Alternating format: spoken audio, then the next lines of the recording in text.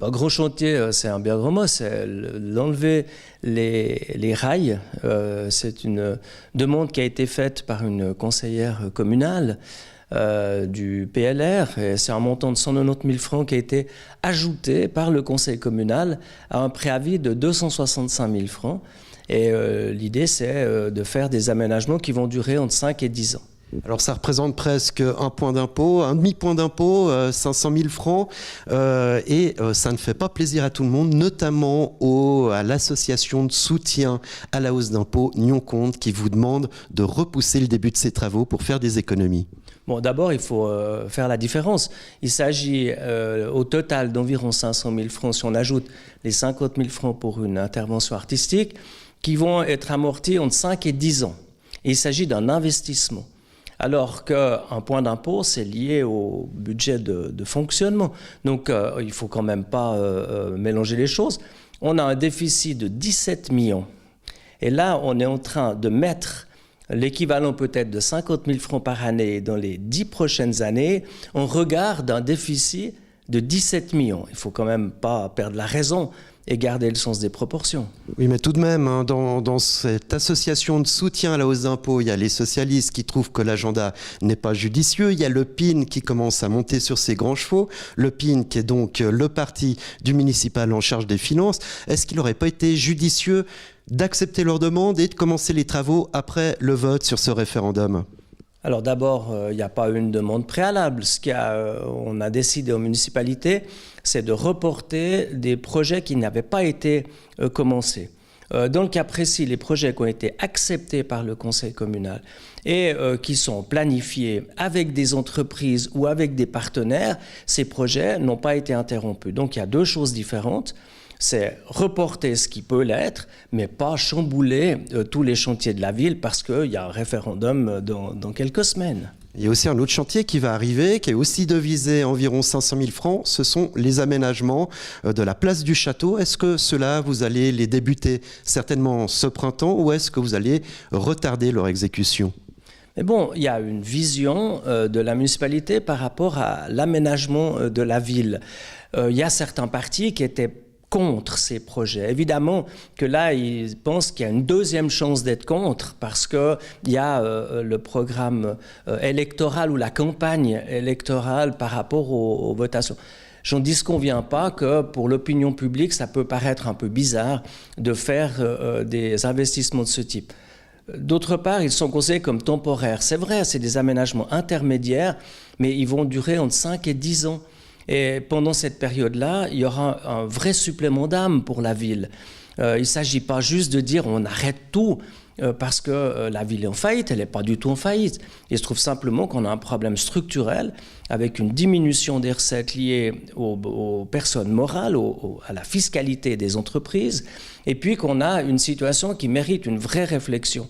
Mais il ne faut pas paniquer. Je veux dire, on a un certain nombre de projets, on a une vision, et on doit aller dans cette direction et on ne va pas, je veux dire, par hypocrisie, retarder certains projets pour les débuter le lendemain de la votation. Mais alors sur ces aménagements de la place du château, est-ce que vous allez bien les réaliser selon le calendrier fixé ? Pour rappel, sur ces environ 500 000 francs, il y a 150 000 francs pour défaire la terrasse de la pizzeria qui est devant le château. Là aussi, c'est une demande du conseil. Est-ce que vous allez détruire cette terrasse, réaliser l'ensemble des travaux ou partiellement ? On a une demande du conseil communal. On a reçu un montant de la part du conseil communal pour faire des travaux.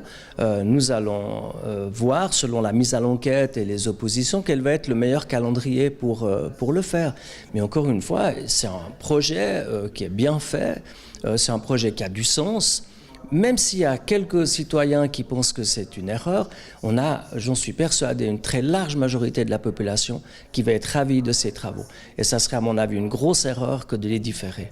Mais alors, quels seraient justement les travaux qui pourraient être différés? Où est-ce que vous pourriez trouver des économies pour contenter, par exemple, Nyon-Comte, cette association de soutien à la hausse d'impôts? Mais il ne faut pas faire un amalgame entre des dépenses d'investissement et des dépenses de fonctionnement. Là, effectivement, on a reporté une 50aine de projets, parmi lesquels la rénovation de la piscine du Rocher, qui est retardée de quelques mois en tout cas, la rénovation de l'école du centre-ville, qui coûte à peu près 15 millions. Là, on va effectivement les différer un petit peu dans le temps. On a de nombreux autres projets qu'on a mis au frigo pendant quelques mois ou peut-être un peu plus.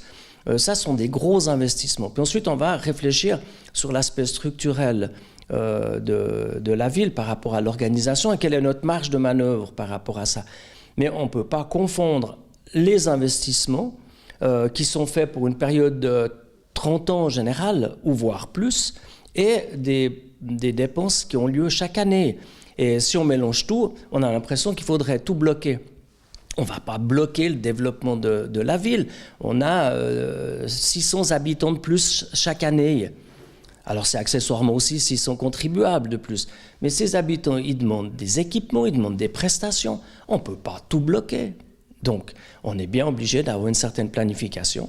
On réfléchit à ce qui peut être reporté, notamment dans des gros travaux qui pourraient avoir des incidences sur le budget de fonctionnement. Et puis, on fait une réflexion sur comment faire face pendant ces 3 prochaines années, parce qu'on part de l'idée que la situation pourrait quand même s'améliorer à moyen terme. Daniel Rossella, on a l'impression qu'en toile de fond, il y a déjà le début de la campagne des municipales qui s'engagent. Est-ce que vous partagez cette impression ?